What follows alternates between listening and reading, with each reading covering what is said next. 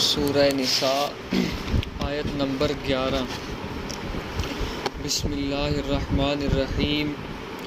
یوصیکم اللہ، تاکیدی حکم کرتے ہیں تمہیں اللہ تعالی، فی اولادکم، تمہاری اولاد کے بارے میں، للذکر، مرد کے لیے، مثل حظ الانثیین، دو عورتوں کے حصہ کی بقدر ہوگا۔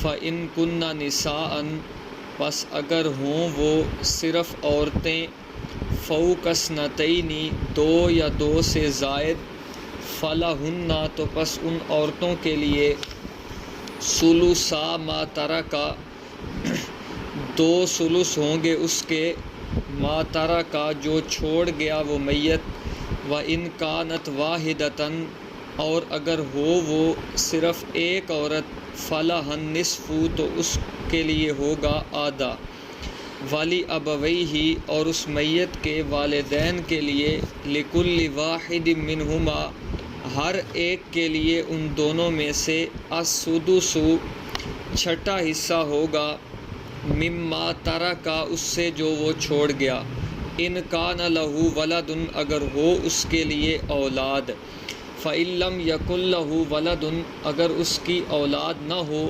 وورثہ ابواہ، اور وارث بن رہے ہوں اس کے والدین، فلأمہ الثلث، تو اس کی ماں کے لیے تیسرا حصہ ہوگا، فإن کان لہ اخوۃ، اگر ہوں اس کے لیے بھائی، فلأمہ السدس، تو ماں کے لیے سدس ہوگا، من بعد وصیۃ، وصیت کے بعد، یوصی بہا، جو اس میت نے وصیت کی، او دین، یا قرضے کے بعد، آباؤکم و ابناؤکم، اور باپ تمہارے اور اولاد تمہاری، لا تدرون، نہیں تم جانتے، ایہم اقرب لکم نفعا، کون ان میں زیادہ قریب ہے تمہارے لیے نفع کے اعتبار سے، فریضۃ من اللہ، اللہ تعالیٰ کی طرف سے مقرر کیا ہوا ہے، ان اللہ، بے شک اللہ تعالیٰ، کان علیما حکیما، ہیں جاننے والے، حکمت والے۔ یوصیکم اللہ فی اولادکم، یہ 7ویں حکم کا بیان ہے، جس کے اندر وراثت کے حصوں کا بیان ہے۔ سب سے پہلے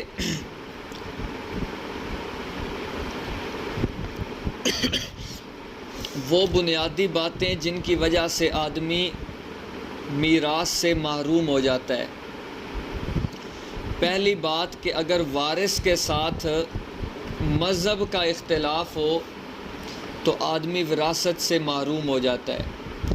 اگر باپ موحد تھا، بیٹا مشرک ہے، باپ فوت ہوا تو بیٹے کو اس کی وراثت سے کچھ نہیں ملے گا جو مشرک ہے، اس سے ملے گا جو توحیدی ہے۔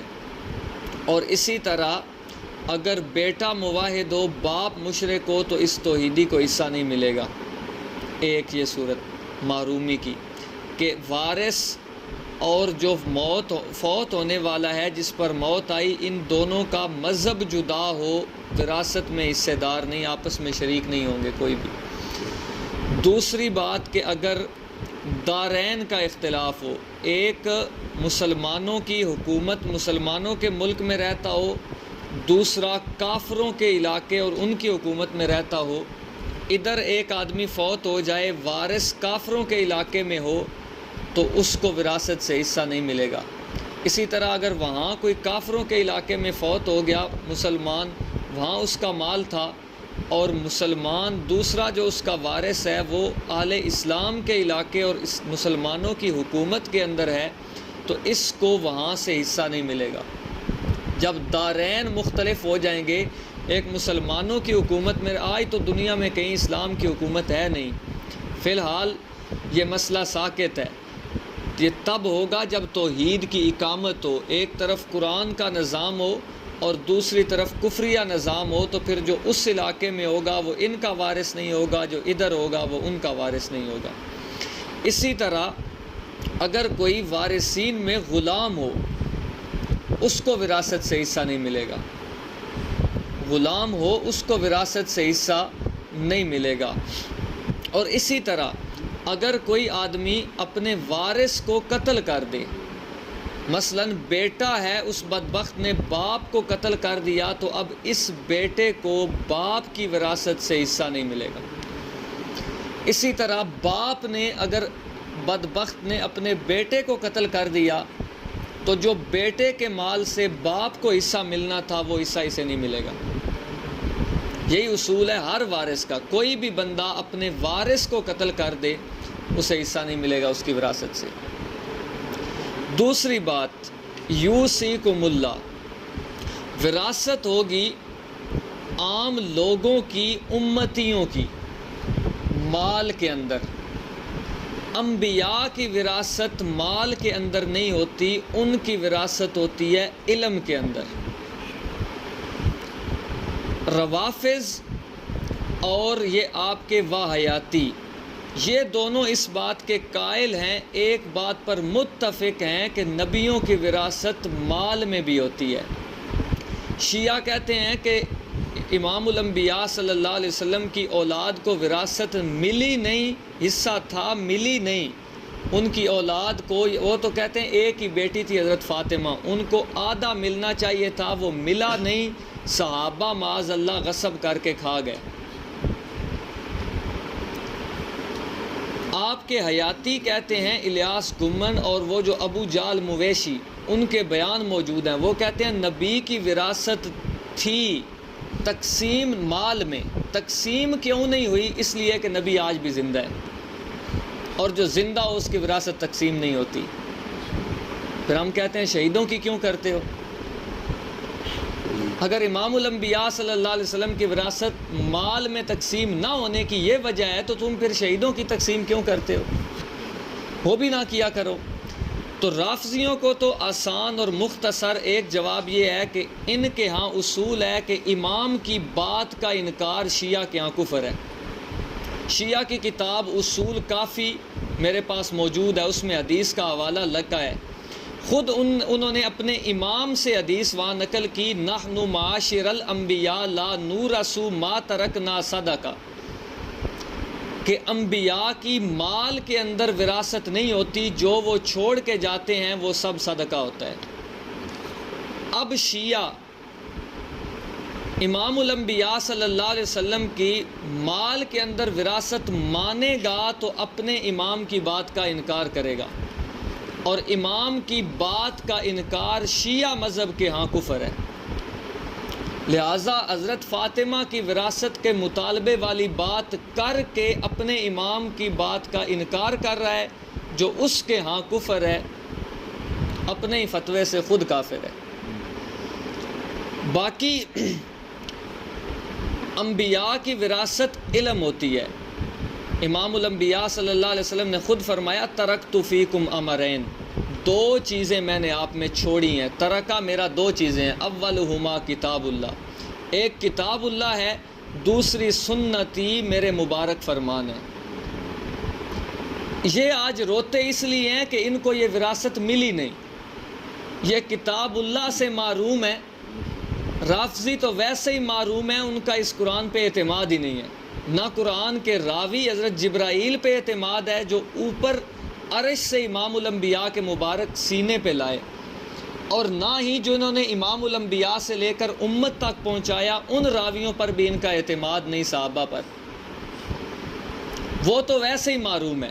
اور یہ آپ کے للڑ یہ اکابر کی کتابیں اٹھا کے گھوم رہے ہیں، قرآن سے بالکل دور ہیں، اس لیے روتے ہیں کہ وراثت تقسیم نہیں ہوئی، تمہیں ملی نہیں ہے، اس لیے تم قرآن سے دور ہو، تم المحند پر تکیہ لگائے بیٹھے ہو، تم نے قرآن کو چھوڑ دیا، اکابر پرستی شروع کر دی، تم قرآن کو چھوڑ کے گلی گلی فضائل اعمال جھوٹوں کا پلندہ لے کر گھوم رہے ہو، اس لیے تم وراثت سے محروم ہو اور تم کہتے ہو تقسیم نہیں ہوئی۔ اگلی بات، یوصیکم اللہ، اللہ تمہیں تاکیدی حکم کر رہے ہیں، اس سے اشارہ ہے وراثت کے مسئلے کی اہمیت کی طرف۔ یوصیکم اللہ۔ اور دوسری بات کہ اللہ تعالیٰ تاکیدی حکم کر رہے ہیں، اللہ تعالیٰ کے حکم کے مطابق وراثت تقسیم ہوگی، کسی اور قانون جو اس کتاب اللہ کے قانون کے خلاف ہو اس کے مطابق تقسیم نہیں ہوگی، چاہے وہ پاکستان کی حکومت کا قانون ہو یا کسی اور ملک کی حکومت کا قانون ہو، جو کتاب اللہ کی وراثت یا کسی دوسرے قانون کے مخالف ہو اس کی تابعداری نہیں ہوگی۔ ایسا قانون جو قرآن سے ٹکرائے اس کو ہم جوتے کی نوک پہ رکھتے ہیں، کوئی حیثیت نہیں، چاہے اس ملک کا ہو چاہے کسی اور ملک کا ہو۔ اب مختلف صورتوں کا بیان ہے اس میں۔ سب سے پہلے اولاد کا حصہ آیت میں شروع ہو رہا ہے، یوصیکم اللہ فی اولادکم۔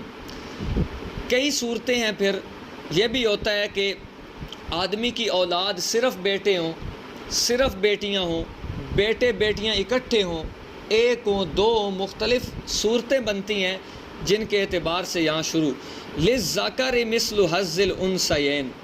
پہلی صورت کہ بیٹے بیٹیاں دونوں ہوں، ایک سے زائد ہوں، اس صورت کے اندر للذکر مثل حظ الانثیین کا قانون اولاد میں چلے گا کہ ایک بیٹا دو بیٹیاں، اس طرح حصہ ملے گا۔ اب بعض لبرل لوگوں نے اس پر اعتراض کیا کہ اسلام نے عورت کا ایک حصہ رکھا اور مرد کے دو حصے اس طرح رکھے کہ ایک مرد کے برابر دو عورتوں کو دیا۔ مختصر بات تو یہ ہے کہ اللہ تعالیٰ نے مرد کی ذمہ داریاں زیادہ رکھی ہیں، اس لیے حصہ بھی زیادہ رکھا۔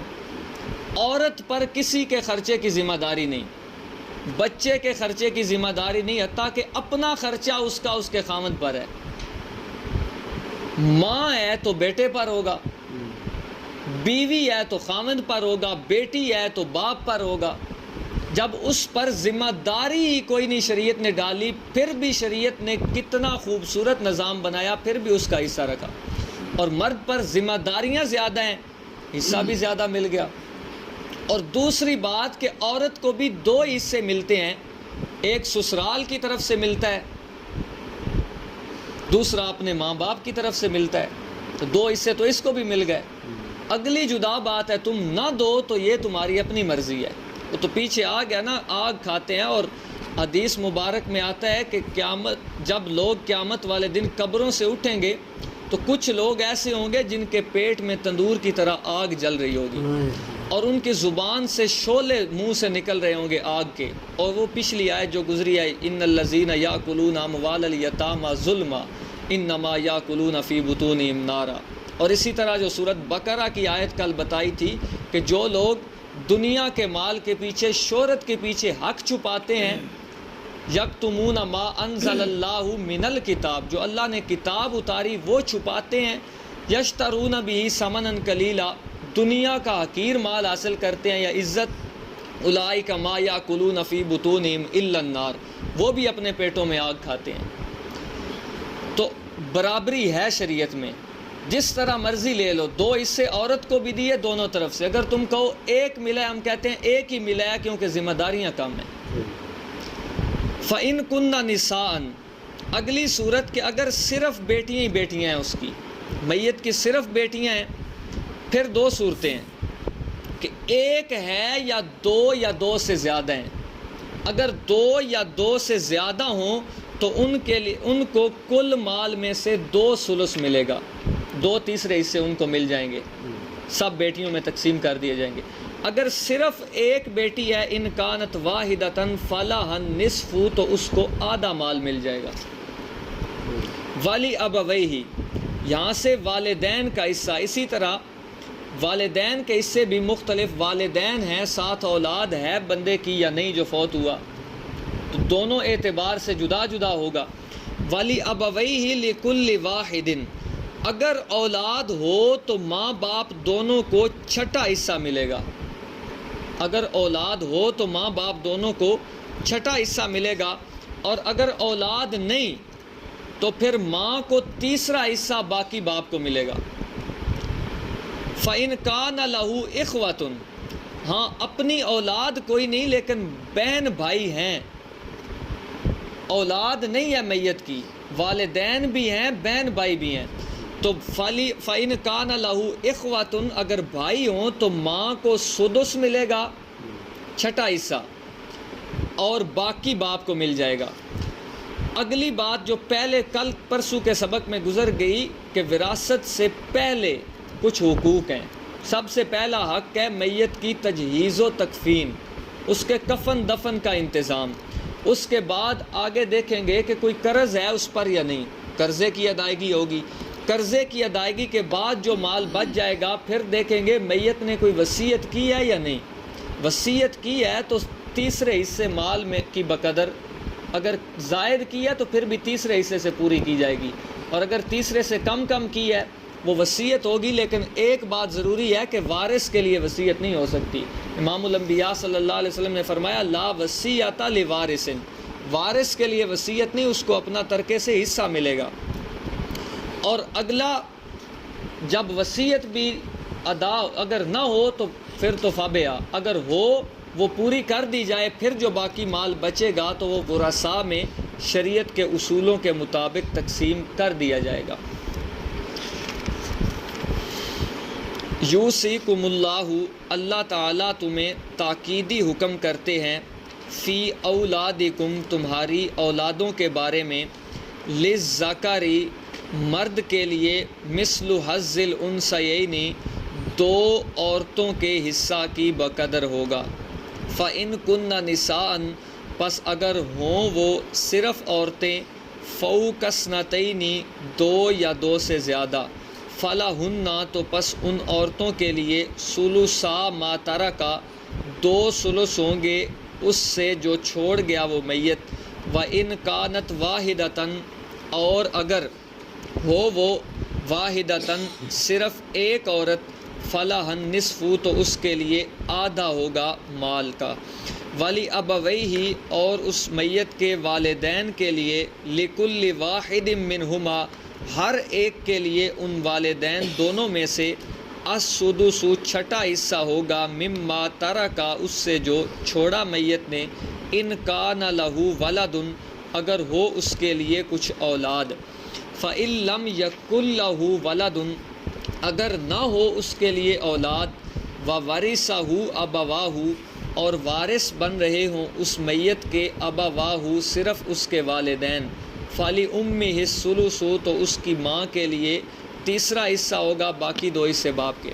فَإِن كَانَ لَهُ إِخْوَةٌ، پس اگر ہوں اس میت کے بھائی، فَلِأُمِّهِ السُّدُسُ، تو ماں کو چھٹا حصہ ملے گا، من بعد وصیت، وصیت کے بعد، یوصی بہا، جو کر گیا وہ میت، او دین، یا قرضے کے بعد، آباؤکم و ابناؤکم، اور باپ تمہارے اور اولاد تمہاری، لا تدرون، نہیں تم جانتے، ایہم اقرب، کون ان کا زیادہ قریب ہے تمہارے لیے، نفعا، نفع کے اعتبار سے، فریضۃ من اللہ، یہ اللہ تعالیٰ کی طرف سے مقرر کیا ہوا ہے۔ ان اللہ کان علیما حکیما، بے شک اللہ ہیں جاننے والے، حکمت والے۔ آدھا حصہ آیت کا کل انشاءاللہ پڑھیں گے۔